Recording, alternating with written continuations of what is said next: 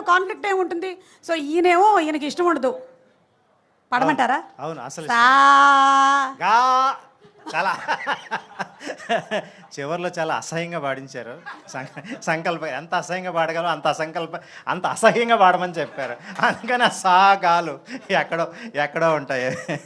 ఈ క్యారెక్టర్ సెలెక్షన్కి కూడా అదే క్రైటీరియా ఉండిందంట కదండి? మేబీ ఉండొచ్చు, చెప్పలేదు. బట్ ఎనీహే, యాక్చువల్గా నేను పెట్టుకునే ఆర్డర్ ఏమిటంటే, మొట్టమొదటి పుల్లయ్య గారి సినిమాలు, కేవీ రెడ్డి గారి సినిమాలు, బిఎన్ రెడ్డి గారి సినిమాలు సంవత్సరానికి ఒకసారి చూస్తాయి మొత్తం.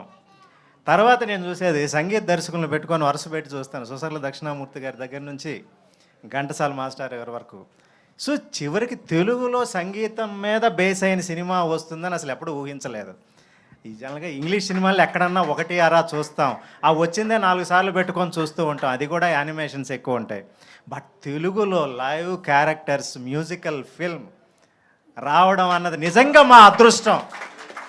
ఎప్పుడో 1940s నటులందరికీ గాత్రం ఉండాలి, పాడగలిగిన వాడే నటుడు, పాడగలిగిన వాళ్ళే కేవలం నటులు ఆ రోజుల్లో. అందుకే నాగేశ్వరరావు గారు కూడా మొదట ఆయన సినిమాలకి ఆయనే పాడుకున్నారు, లేకుంటే అసలు అవకాశం ఉండేది కాదు.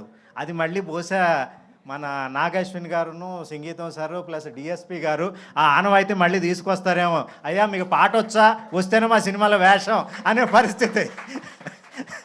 So I'm happy sir. యాక్చువల్గా వేషాలు ఎన్నైనా చేస్తాం, కానీ శాపం అండి, శాపం ఎవరి మాట వింటది? ఎవరి మాట వినదు. కావాలంటే తీసుకోండి. మనం అందరం శాపగ్రస్తులమే, అందులో డౌట్ ఏం లేదు.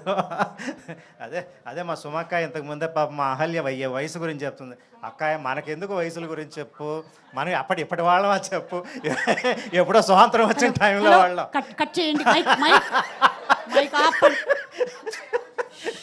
శాపం తర్వాత నీ సంగతి చూసుకుంటాను. సార్ యాక్చువల్గా కేవీ రెడ్డి గారి దగ్గర నుంచి నాగశ్విన్ గారి దాకా అంటే తెలుగు సినిమా మొత్తం కవర్ అవుతుంది. బట్ అది కూడా అక్కర్లేదు, సంగీతం గారి దగ్గర నుంచి సంగీతం గారి దాకా అంటే మొత్తం కవర్ అవుతుంది. What a great thing. ఎంత ఎన్ని రకాల సినిమాలు. అలాగే అశ్విని దత్ గారి దగ్గర నుంచి నాగశ్విన్ గారి దాకా అంటే ఇంకో తరం మొత్తం కవర్ అవుతుంది. ప్రొడక్షన్ వైపు మొత్తం. అసలు ఇన్నాళ్ళు సినిమాలు ఒక సంస్థలో నిర్మించటం అశ్విని దత్ గారికే, కేవలం వైజయంతికి మాత్రం అది సాధ్యపడింది. ఎందుకంటే ఒక జనరేషన్ పోగానే ఆగిపోయాయి సినిమాలన్నీ. ఇదివరకు ఏవో కొన్ని కంపెనీల పేర్లు చెప్తూ ఉంటారు, ఇప్పుడు ఆ కంపెనీలు ఎక్కడ, ఎవరు తీస్తున్నారు సినిమాలు లేవు, మొత్తం మూతపడిపోయినాయి. కానీ ఇప్పుడు అదే వైజయంతి మూవీస్ ఇప్పటికి కూడా చాలా గోల్డెన్ హ్యాండ్స్లో ఉంది. ఎంత మంచి సినిమాలు వస్తున్నాయి.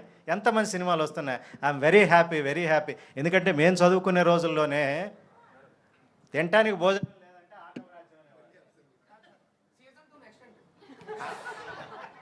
Thank you so much Sivanarayana గారు. Thank you very much. ఆ లాస్ట్ మాట, మీరు చదువుకునే రోజుల్లో తినటానికి లేదంటే ఆకలి రాజ్యం, అదే అన్నీ ఉన్నాయి అంటే Vyjayanthi movies అనేవాళ్ళం.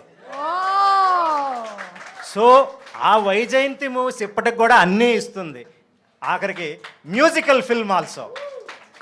So that is the greatness of them. So సంగీతం గారికి నా నమస్కారం, అలాగే మా నాగశ్విని గారికి, మా స్వప్న మేడం, ప్రియాంక మేడం, అందరికీ థ్యాంక్స్ అండి. సార్ డిఎస్పి గారు మాకు ఇచ్చిన అవకాశం చాలా గొప్పది, మాతోనే పాడించాలి అనుకోవడం నిజంగా మా అదృష్టం.